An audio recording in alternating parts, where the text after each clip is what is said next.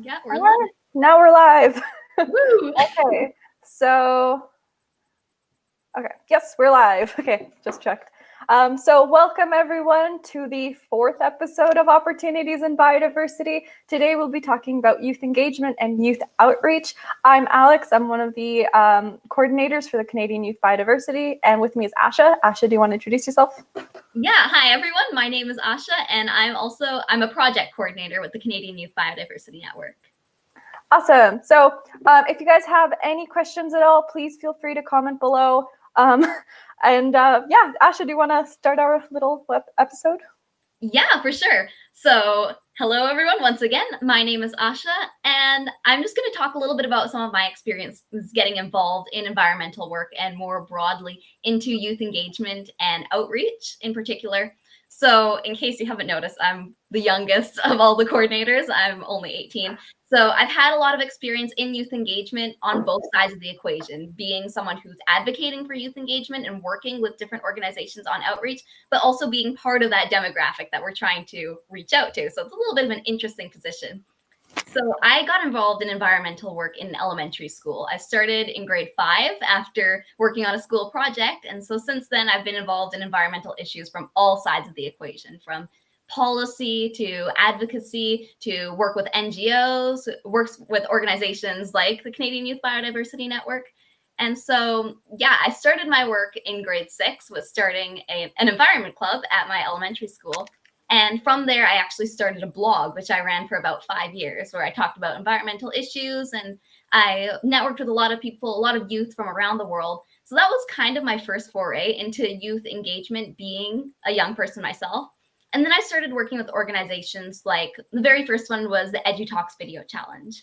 And so that is basically, it was a video competition for young people aged 14 to 22. And they were supposed to create 2-minute videos about toxins and environmental health issues. So I was first involved as a competitor in the competition, which I ended up winning.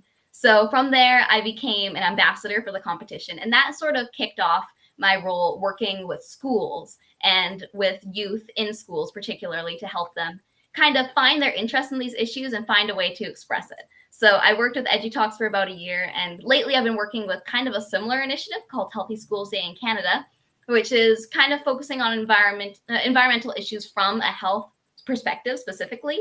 So we're working on engaging young people, particularly in elementary and high schools, to kind of take initiative to learn more about these issues and implement some solutions in their lives. So that's kind of one aspect of the equation I've worked on. I've also worked, as I mentioned, from a government level and a policy level. So a few years ago, I was recruited to serve as a youth advisor on this panel for what's called the Chemicals Management Plan. And that's kind of a section under Health Canada that focuses specifically on environmental health issues related to chemicals. So I was on their Stakeholder Advisory Council, where I talked a lot about how we need to involve youth in these conversations because, simply put, we're the ones who are most vulnerable, because we're the ones who are going to be living in this world into the future, and on a biological level too, as individuals who are still growing and developing, we are biologically more likely to face the impacts of environmental health issues than our adult counterparts. And that's even further amplified when you're part of a marginalized or vulnerable community, such as Indigenous communities or people who are of lower socioeconomic status. All of these factors really need to come into play when we're looking for representation. So I gave a whole presentation to the Stakeholder Advisory Council, and I actually presented some of my findings when I was surveying some of my classmates and other individuals about my age about their knowledge of environmental health issues. And to my surprise, the people I presented to were really shocked by all this information. They were really interested because it turns out governments don't really know how to connect with youth. Surprise, surprise. But they don't really have any existing infrastructure to connect with the youth demographic, even though we're the ones they're supposed to be representing. So I was really lucky to have the opportunity after that. Health Canada kind of took me on in a youth advisory role. So I worked with them in 2018 and 2019 in 2 different capacities. In 2018, I was involved in knowledge translation and outreach projects. So basically, they assigned me certain articles on their website, specifically when it came to chemicals management and environmental health. And I kind of read through those and talked about how they could make it more youth friendly and how it could be less kind of government language, difficult to understand, difficult to access, into something that regular people like you and I can actually make sense of and actually use. And I also, the second part of my role was to talk about how they can actively make youth engagement a part of their model, a part of their strategy. So I presented to them a whole bunch of different ways that they could do this. And then in 2019, they contacted me and they said, actually, we were really interested in what you said about youth councils. Can you work for us and kind of talk to us about how youth councils work and how we can make it work effectively? So in the summer of 2019, I did a whole big research project. It was about 30 pages long, my report, with research from youth councils all around the world, but specifically in Canada, about how we can actively use youth councils, not just for tokenism, not just for governments that say, oh, we're listening to youth, but to have it actually in a regulatory policy capacity and to make sure that we're reaching out to the populations that need to be heard, specifically youth and even more specifically underrepresented youth. So that's kind of a major overview of the work I've done in youth engagement. Yeah, I can talk more specifically, but I think I'll pass it back over to you, Alex, first. Yeah, I just have one little question. Do you have anything you recommend to youth that are wanting to become engaged like that? Like, how would you suggest to them that they approach or other organizations or the government and say, I want to work with you? Yeah, so first of all, what I would say is don't feel like you're too young and too inexperienced, because that's something I definitely understand, being one of the youngest people that I've known in a lot of these organizations and I've been involved in this since elementary school. So I came at it with very little, if any, educational experience. So don't let that hold you back. Don't feel like I have to wait until I'm older to get involved in this. And that was part of what I talked about with these groups too, with Health Canada, for example, and some of the other groups I've worked with, is make sure you're catering to younger youth, not just people who are in university and beyond.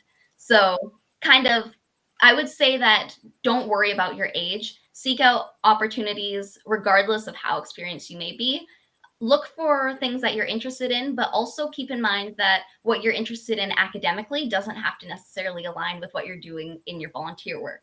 Because what I've found as well in terms of environmental issues specifically is they're so intersectional. So no matter what you're studying, no matter what you're interested in, there's going to be a way to connect it somehow. You just need to find how to make that link. And chances are your perspective, because you're coming at it from such a unique perspective, is going to be very much valued. So I'm someone who's particularly interested in the health aspect of things. I'm going into global health next year. And I found that that's a conversation we're not having enough about. We're not having enough conversations about the strong link between those two factors. So come at it with the knowledge you have and the interests you have, and your perspective will be very necessary. That's amazing. That's honestly, all of your experiences sound very meaningful and very passionate, which is an amazing segue to what I'm going to be talking about. So I'm going to be coming at youth engagement as a more research basis. So for those of you who don't know, I'm a student at the University of Waterloo, and my master's is actually focused on youth engagement and how organizations can engage youth in a meaningful way to actually impact their communities and increase their goals and capacity. So for those of you who don't know, how organizations generally engage youth is they can give them opportunities for mentorship, provide them opportunities for autonomy, so individuality and leadership, critical thinking. Another important aspect is supporting youth empowerment. So not just encouraging their skills to be built, but allowing them to become leaders in their own selves by leading projects. And most importantly is providing opportunities to become meaningfully engaged, which Asha, you did an amazing job highlighting. It's such a different way to approach youth volunteerism, is to ensure that the topics that they're talking about and that they're working with are incredibly, it hits home, it drives a lot of passion. And that can be applicable to anything, not just environmental issues, but social issues as well, because encouraging youth to participate is incredibly important for at-risk and marginalized youth, and it can help address social issues and social injustices. And that is structured very way. Like generally, I would estimate that youth can be anywhere from 15 years old to 30 years old, which seems like an incredible age gap. But really, that age is where we're in the most transition. We're still developing, and we're just like ready to get going and change the world, which I find I love it. And what literature is showing us is that organizations really want to be working with youth because of our passion, because of our drive in wanting to impact communities, because we provide very unique insights that not many people get. Like Asha, you said that the government was shocked when they were what they heard what you were telling them, because they generally don't think like us, because we see very different things than other adults do, or even other youth do. We all have very different perspectives, and it's very important to encourage those different perspectives. Youth, there's like a lot of different strategies how organizations can engage youth, but generally it's very important to ensure that when you're engaging youth, it's not just surface level. Like, I don't know how many times where I felt like I was like actually going to make a difference, but it was like, hey, fill out this sheet and we'll take your advice into consideration. And you're like, well, that really helped no one. I really don't think I could actually help you impact communities if you don't care about my opinion and I'm just being tokenized. Like, oh, it's just the worst, and it feels very discouraging. Oh, I hate it. But but when you do encourage youth, like I'm helping coordinate the Youth Advisory Council for the University of Waterloo, and they're working with it, and they all feel very engaged because a lot of the advice that they're doing and giving us actually is impacting our research and how we're working with these organizations. So 100%, you have to be very independent in going after these organizations and saying, I want to help, because well, I work and support various non-governmental organizations, but I can't tell you how many of them are like over 60 years old for the most part. Mm-hmm. And they're looking for young people to come into the organization and breathe fresh like air into them. Because honestly, I have like a little speculation that if all of the youth decided that they were going to take over these organizations, they absolutely could. We could be leading all of these groups, because no, seriously, they're looking for young people to volunteer with them. They're just doing a horrible job engaging them. And I think if youth were just a little bit more proactive and saying, I want to help, we can absolutely change the world in such different ways than we could possibly dream. So that's just from the little bit of research side, what's going on in the world of academia. But honestly, it's when I started researching, I felt very passionate about it, because I was a lot of experience that they were describing were the things that I was going through as a youth. So I thought it was absolutely amazing. I don't have much else to say other than the fact that if you're very interested in working with organizations, you can absolutely reach out to the Canadian Youth Biodiversity Network. We want to get you engaged into your communities and actually help achieve meaningful impact. We don't want just like surface level stuff. We're here to change the world. Mm-hmm. Absolutely. Actually, I have a question for you. So specifically in your research, what do you find that these organizations are doing wrong? Like, what is the most common errors? Well, they all assume that they have like a guideline to what they're used. Like they have like steps to how they engage youth. Like, oh, we'll put them in a course and then we'll get them involved into communities and then they'll be great. They'll develop skills, and that's all they're doing. But they're not actually looking at how they're impacting the communities. They're just throwing youth into them and saying it's good enough. But they're not actually like looking for the youth to impact their organization. They're just looking for a very surface level engagement. And another thing that they're not doing well is their intergenerational relationships. So like mentorship, working with the older decision makers, because they feel like they know everything and they don't need youth input. So that's a huge challenge that people are facing. But organizations, even like financial institutions, like I know RBC is looking to impact youth, because my mom works for RBC, and she's telling me that there's constant ways that they're trying to get more youth representative in their organization. So I think just talking to decision makers, opening up their ideas is super great. And it's a huge challenge that many organizations are facing, is that there's just like a lot of resistance. And it is a balance between, should we give youth some control versus I know what I'm talking about, like it's fine, you don't need to go there. So it's a balancing act, but it's really interesting. Yeah, no, that makes me think of some of the organizations, or well, actually businesses more broadly, that I've worked with. So I was a volunteer. I worked with Climate Strike Canada and more locally Sustainabilities for about a year, for most of 2019. And I had the opportunity at the national and international level to work with Greenpeace International and Lush Cosmetics. And those two really stand out to me as like they were groups that were really actively searching for youth, and they didn't want us contributing to their work so much as they wanted to contribute to our work, which is really interesting. So I had so many calls with the folks at Greenpeace International, and they were like, what do you need help with? What can we do for you? And so we did all these really amazing projects. I don't know if anyone's tuning in from Vancouver, but if you went to the climate strike in September, you might have seen this gigantic inflatable guy who was like a politician, and he was like, got all these oil company logos all over him. It was this big, gigantic thing. That was actually my work with Greenpeace International, and we put that all together, and we were hoping to move it from city to city so we can use it for all these strikes. So that's just an example of the work we did. And then also with Lush Cosmetics, they devoted about, I think it was August and September, might have even started in July, I can't remember, but they had specifically a climate crisis campaign in their stores.